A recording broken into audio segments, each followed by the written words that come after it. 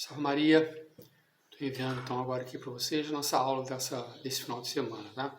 Desculpe se eu estou enviando hoje, segunda-feira. Vamos rezar Ave Maria para a gente poder começar a aula, tá? Em nome do Pai, Filho, Espírito e Santo, amém. Ave Maria, gratia plena, Dominus tecum, benedicta tu mulheres e benedictus fructus ventris tui, Iesus. Santa Maria, Mater Dei, ora pro nobis peccatoribus, nunc et in hora morte nostra, amém. Domina nossa Fátima, ora pro nobis, em nome do Pai, do Filho, Espírito e Santo, amém. Vocês viram quando eu termino de fazer a Ave Maria, né? Eu faço a invocação, é a Nossa Senhora de Fátima. Domina Nostra ad Fátima, né? De Fátima. Então vamos lá, nós estamos estudando pecado, né? Na última aula, vocês viram, mandei para vocês o material. Espero que todos tenham olhado o material, né? Eu mandei, eu acho que 2 textos, né? Espero que vocês tenham visto e estudado um pouquinho, né? É muito importante o que está ali, porque tem uma outra visão além daquela que eu estou falando aqui. Embora falemos a mesma coisa, são visões diferentes e com certeza o texto agrega coisas ao que eu estou falando, né? Eu não me lembro exatamente aqui onde eu parei, né? Todas as mãos, 79, né? Todas as criaturas humanas foram manchadas pelo pecado original, sim, com exceção de Maria Santíssima. Falei. O que é o pecado atual? O pecado atual é o que cometemos depois de ter chegado ao uso da razão, né? Então vamos lá, a gente fala do pecado original e se a gente nasce com ele, não tem jeito. O pecado atual não. O pecado atual é aquele que a gente comete depois de ser batizado, né? A pessoa que não foi batizada, ela está fora da igreja, ela está fora da promessa de Deus, ela não tem essa perspectiva de viver a vida eterna junto de Deus, tá? Quem não está batizado. Todos que estão no céu foram batizados, de uma ou de outra forma. Depois, um dia que a gente vai falando sobre batismo, eu explico a vocês formas de batismo, né? Quer dizer, só existe uma forma de batismo, mas condições que se pode dizer, porque você pode ser batizado sem ter tido um ministro para ministrar o batismo a você. Tá? Eu vou explicar para vocês. Mas no céu, todos que estão lá são batizados. Então, quem não está batizado está fora. Não é só que está cometendo pecado, não, mas está vivendo ainda no pecado original, né? Aquele que foi batizado, teve a mancha do pecado original limpa de sua alma, está com a alma em estado de graça, mas essa pessoa pode, durante a vida, por conta das sequelas do pecado original, acabar cometendo outros pecados. Não mais aquele pecado original, alguns até parecidos com aquele pecado original, alguns até naquela via do pecado original, mas não mais o pecado original, né?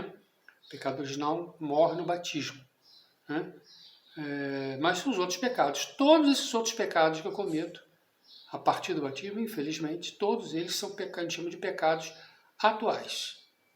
Então, eu desobedeço a Deus, sou batizado, mas desobedeci a Deus. É um pecado atual. Mentir é um pecado atual.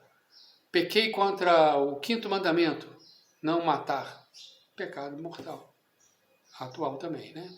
Os pecados são divididos, vamos ver aqui, em venial e mortal. Mas tanto venial e mortal são o que a gente chama de pecados atuais, né? Como diz aqui, o pecado atual é o que cometemos depois de ter chegado ao uso da razão. Por que isso? Eu já vou explicar para vocês. Então, são os pecados cometidos depois que eu sou batizado. E por que do uso da razão? Eu já falei com vocês que o pecado, o que configura o pecado, é a minha vontade de pecar. Enquanto eu estou sendo tentado, eu não cometi o pecado. Mas se eu consinto com aquela tentação e vou à frente com aquilo, quer dizer, eu falo vou à frente porque nós estudamos aí nos mandamentos, né? O 9º e o 10º, que a cobiça já é um pecado. Não que eu tenha... cobiçar as coisas alheias já é um pecado. Antes de eu ir lá roubar, só para eu ter cobiçado já é um pecado mortal, né? São nesses 2 casos. No caso do 6º mandamento, que é cobiçar a mulher do próximo, e cobiçar as coisas alheias. Isso já é pecado. Os outros todos os pecados, eles só se configuram no final das contas quando do ato, né? Quer dizer, se eu estou pensando em matar alguém e eu não matei, eu não cometi o pecado. Agora, se eu estou pensando em matar alguém e fui lá e matei, eu cometi o pecado contra o 5º mandamento, não matarás. Então, no momento em que eu realizo a ação, eu realizo aquela ação seguindo a minha vontade. Eu consenti com aquilo, com aquela tentação, e por minha vontade eu realizei aquele ato. Eu já falei para vocês que o demônio não tem a capacidade, não tem a prerrogativa, não tem o poder de interferir na sua vontade. Ele pode te perturbar, te atrapalhar, te confundir, te tentar, fazer tudo, botar as coisas no seu caminho para você tropeçar, várias coisas ele faz, né? Mas ele não interfere na sua vontade. A sua vontade é soberana, é você que escolhe sim ou não. E quando você peca, você diz sim ao pecado. E para que eu possa dizer sim ao pecado, eu tenho que estar de posse da razão para eu entender aquilo que está fazendo e dizer sim àquilo que eu vou fazer. Então, uma criança de 3 anos de idade, 4 anos de idade, ela está numa situação que ela não pode cometer um pecado, porque ela, ainda que cometa atos que talvez não sejam lícitos, ela não tem razão, ela não entende o que está fazendo. Tá bom? Então, o pecado, ele precisa do meu consentimento. A partir do momento que eu consenti com aquela ação, eu cometi o pecado. Então, aí o porquê do uso da razão. Então, esse é o pecado atual, aqueles todos que eu cometo após eu ter sido batizado. Né? Como consequência do pecado original, tá, gente? Porque o mundo não era assim antes do pecado original. O pecado original manchou o mundo inteiro. Não só as almas, mas o mundo inteiro. Como se divide o pecado atual? Aí que está falando aqui, né? O pecado atual se divide em mortal e venial. Mortal é fácil a gente entender, já conversamos sobre ele. Eu violo um dos 10 mandamentos, cometi um pecado mortal. Estou na inimizade com Deus. Voltei a um estado muito parecido com aquele de antes do batismo. Eu digo muito parecido porque o batismo é indelével. Fui batizado, eu vou ser batizado sempre. Posso até ir para o inferno, mas vou para o inferno como batizado. Não desfaz o batismo, o pecado mortal. Mas me coloco na situação que eu estava antes. Antes do pecado mortal, eu estava na inimizade com Deus. Eu era escravo do demônio. O pecado mortal me faz ficar de novo escravo do demônio. Só que agora batizado, filho de Deus. Então, o pecado mortal é aquele que eu cometo violando um dos mandamentos. E ele é mortal por quê? Porque ele mata a alma na vida da graça. Então, a pessoa que está em pecado mortal, ela está condenada. Ela se condenou no momento que cometeu o pecado, porque foi por vontade dela que ela cometeu aquele pecado mortal. Ela se condenou. Se condenou e vai ficar assim, a não ser que ela se retrate disso. Que aí é que a gente consegue através da confissão. Deus é maravilhoso, tá, gente? Então, ele já te livrou do pecado original, mas sabe que você vai cair. E aí ele coloca esse sacramento, né, maravilhoso, que é da reconciliação, onde estando em pecado, me arrependendo do meu pecado, eu vou lá, declaro ele a Deus através do Padre, recebo de Deus a absolvição, obviamente que tem uma penitência a ser paga, paga aquela penitência, eu estou de novo em estado de graça. Então, o pecado mortal me coloca na situação de condenação. O venial não. O venial é também uma ofensa a Deus, mas por não ser em matéria grave, não ser numa matéria tão pesada, né, assim quanto é dos pecados mortais, que é uma desobediência a Deus flagrante, né, violando um dos mandamentos dele, é considerado um pecado mais leve. Então, ele não me leva à condenação. Mas é bom a gente se ficar preocupado com isso, tá? O pecado mortal, antes dele aconteceram vários pecados veniais, né? Um pecadilho aqui, um pecadilho ali, e ainda tem um santo que diz assim, eu vou um pecadilho aqui, um ali, um lá, um cá, um lá, eu vou pesando, né? 1 grão de milho pesa muito pouco, 2 também é leve, 3, 4, 100 grãos de milho, aí já começa a pesar, 1000 grãos de milho já é um peso maior, dali a pouco eu estou com a alma pesada de tantos pecados veniais cometidos, e isso me coloca vulnerável para cometer um pecado mortal. Então, não quer dizer que o pecado venial é leve, então não preciso me preocupar com ele. Não, tem que me preocupar com ele sim. Né? O pecado mortal é uma desobediência grave, feita à lei de Deus, com plena advertência do entendimento e consentimento da vontade. Então, os senhores, por exemplo, que estudaram aqui com a gente, que aprenderam os 10 mandamentos, os senhores sabem que pecar contra um dos 10 mandamentos leva os senhores à condenação eterna. Aí você vai lá e comete, não tem como se justificar, né? Porque a advertência do entendimento, o entendimento de vocês vai dizer, isso aqui é pecado mortal. E consentimento, mesmo assim você vai lá e comete pecado. Tem saída, não tem justificativo, não tem como se defender disso, tá? O mundo leva a gente a várias coisas, mas eu já falei para vocês, é a nossa vontade. Deus dá as graças para que a gente não cometa os pecados, principalmente os pecados mortais, né? Eu posso depois conversar um pouquinho a respeito disso, né?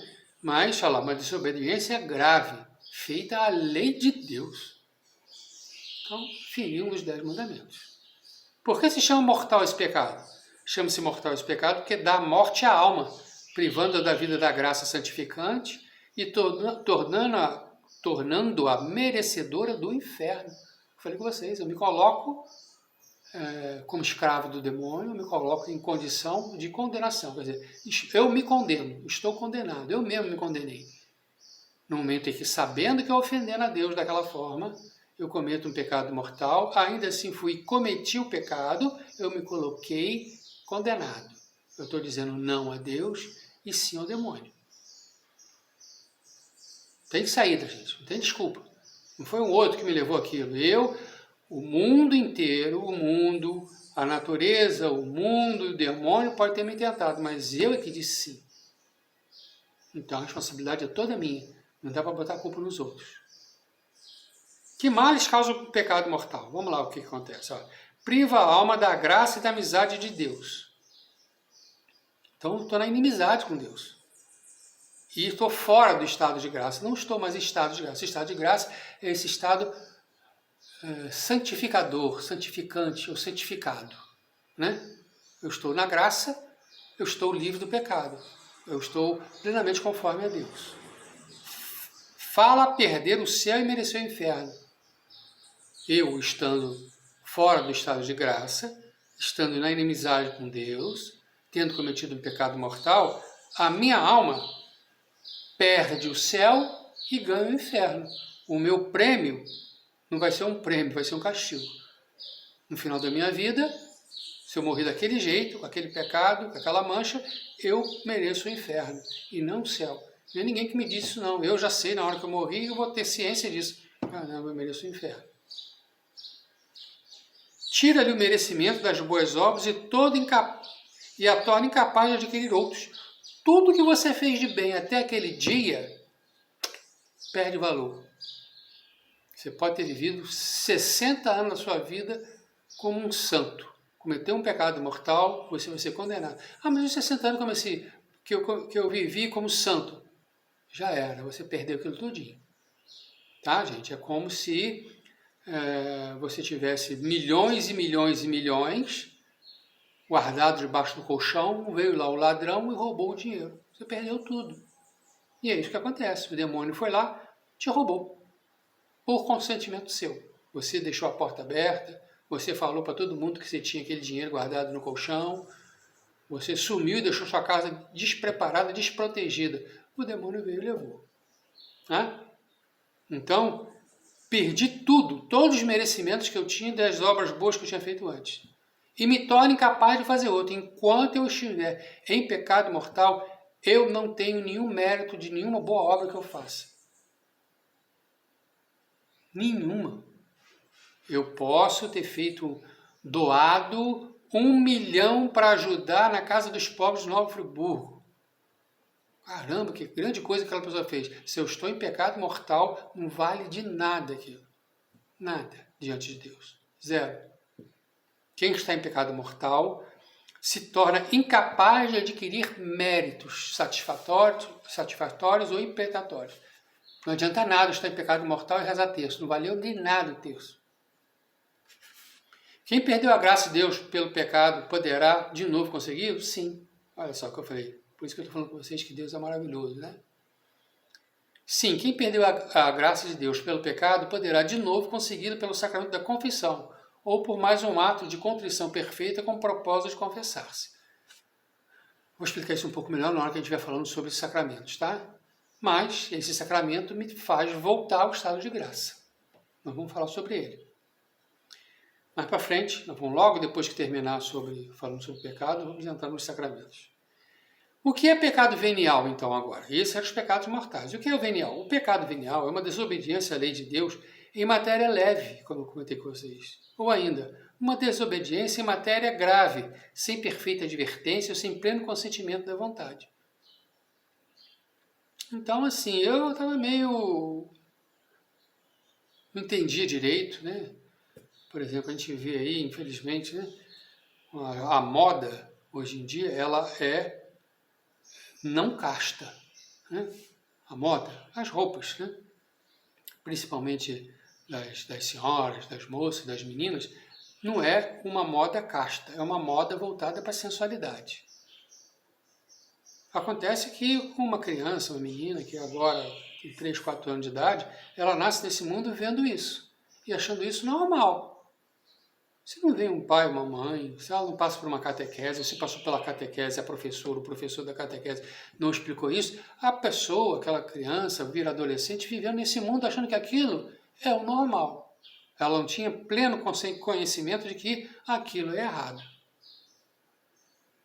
Essa pessoa, se ela for uma pessoa de boa índole, no momento em que ela vê que aquilo está errado, ela muda o jeito de se vestir, né?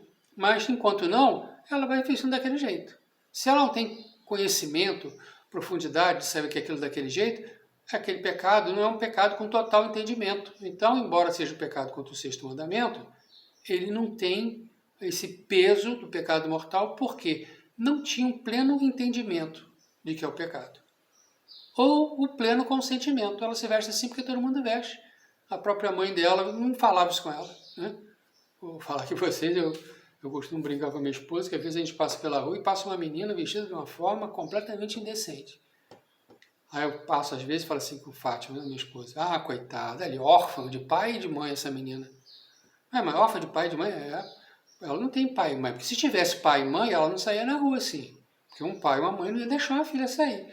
Então se ela saiu na rua assim, porque ela deve ser órfã de pai e mãe. É uma brincadeira que eu faço, mas pai e mãe tem que estudar, não é isso que você se veste. Não sai assim. Não se veste. Desse jeito que você está se vestindo aí, é um pecado muito grave. Aí se a menina ainda assim sai, aí é pecado mortal. Tá bom? Então, é um pecado, uma desobediência leve. Por exemplo, vou dar aqui um exemplo para vocês. Uma mentira. Tem gente que fala que é uma mentira branca, mentira construtiva, tem umas coisas assim, né? Eu, pessoalmente, falo para vocês que eu não gosto. Então, vamos lá. Eu tenho a minha mãe com Alzheimer, né? E demência. Então, o médico falou assim para a gente que algumas coisas a gente não precisa nem falar mesmo com ela. Por exemplo, ela tem uma madrinha, que ainda vive até hoje. A madrinha da minha mãe tem 100 anos. Mas está num estado crítico. Um dia que a madrinha dela morrer, tem por que eu contar para minha mãe que a madrinha dela morreu, né? Até porque o médico falou, olha, você vai contar para sua mãe que ela morreu, daqui a meia hora ela esqueceu, ela vai sofrer porque a madrinha morreu, daqui meia hora, uma hora ela esqueceu, vai te perguntar de novo. Aí você vai falar de novo, é como se você nunca tivesse falado, e ela vai sofrer de novo aquilo. E não tem mais o que fazer. Então, se eu omitir da minha mãe a morte da madrinha dela, quer dizer, não preciso mentir, né? Estou falando omitir, mas já é uma parte de uma mentira. Se eu omitir dela a morte da madrinha dela, eu não estou nem fazendo um mal a ela, tá? Mas mentira, gente, ainda que seja essa branquinha aí, ela não vem de Deus. Então, vou lembrar vocês que Jesus Cristo diz assim, eu sou o caminho, a verdade e a vida. Deus diz, por Jesus Cristo, né, que ele é a verdade. Não é que ele é verdadeiro, que ele só fala a verdade. Não, ele é a verdade. Se ele é a verdade, nele não tem mentira. Então, se a mentira não é de Deus, é de quem? Se só tem duas opções no mundo. Ou se é de Deus, ou se é do demônio. Se a mentira não é de Deus, a mentira é do demônio. Mas a mentira, dependendo da mentira, obviamente, ela às vezes pode ser um pecado venial. Né? Então, a pessoa falou uma mentira, envergonhada com alguma coisa, porque é por respeito humano, uma coisa qualquer, não é uma coisa que prejudica ninguém. A pessoa fala que às vezes essa mentira aí é uma mentirazinha branca, não prejudicou ninguém, mas ainda assim é mentira, é venial. Né? Então, é uma desobediência leve. Se Deus é verdade, eu falo mentira, eu não estou. Mas às vezes é uma mentira que não prejudicou ninguém. Eu falo, tudo bem. Não está tudo bem não, tá bom, gente? É venial. Por que se chama venial esse pecado? Chama-se venial esse pecado porque, em relação ao pecado mortal, é uma culpa leve, que mais facilmente consegue de Deus o perdão. Uma culpa leve, uma coisa que, né? Então, diante de Deus, é mais fácil perdoar aquele pecado venial. De quantos modos se pode pecar? Pode-se pecar de 4 modos. Por pensamentos, palavras, obras e omissões. Vi algo errado e não falei nada. Pilatos podia ter libertado nosso Jesus Cristo. Lavou as mãos. Grande pecado de omissão. Pela omissão dele, Deus foi morto. Mas tem outras omissões mais leves. Aquela vista grossa que eu faço. Eu vejo que o outro está fazendo uma coisa errada e não falo nada. Omissão. Eu devia ter falado com aquela pessoa, olha, cara, isso não está certo não. Muitas vezes esses pecados por omissão são muitos pecados veniais, tá, gente? Estão aqui guardados diante dele. Obras, palavras, olha a fofoca, gente.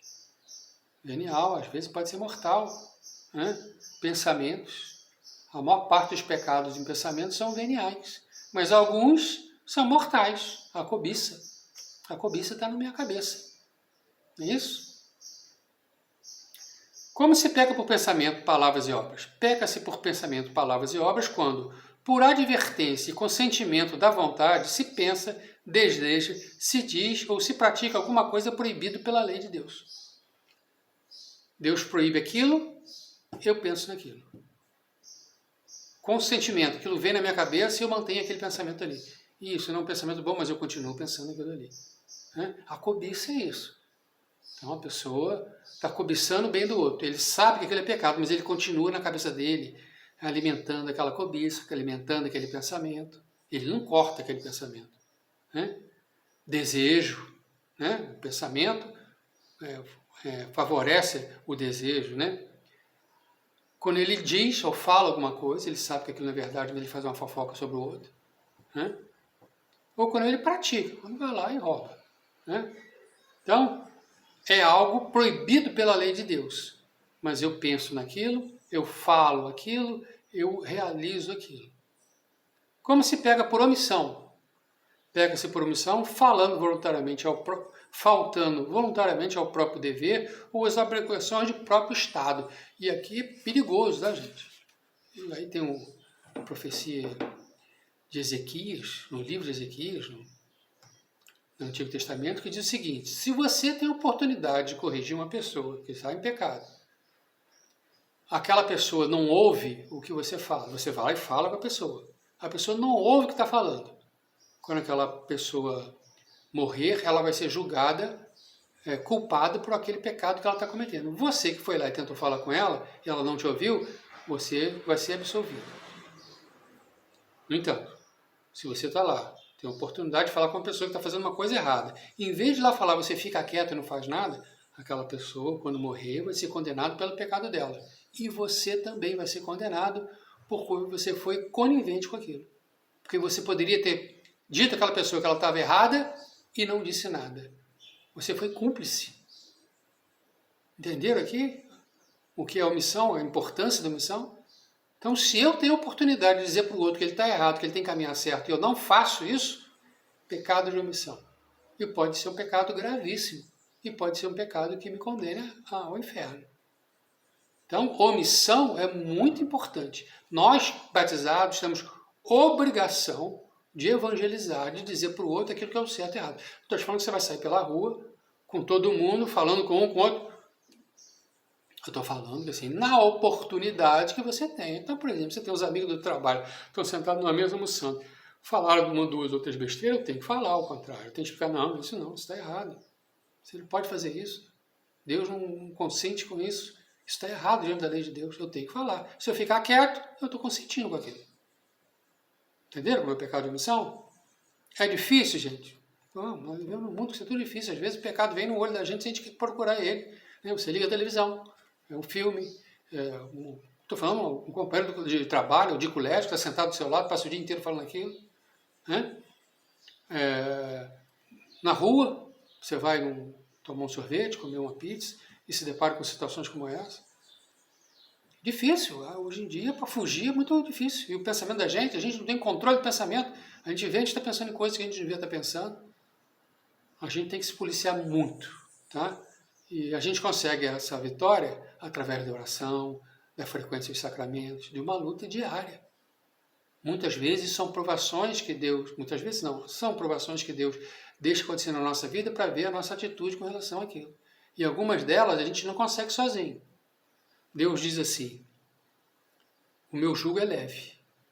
Então, tudo aquilo que Deus permite que você seja tentado, Ele te dá a graça para que você consiga vencer. E tem um santo que diz assim, e se você não conseguir, Ele vence por você. Mas você tem que chamá-lo, né? Por intercessão da Virgem Santíssima, estão sempre juntos de Nossa Senhora, você pede a ela a intercessão e ela vai te ajudar a você vencer aquilo.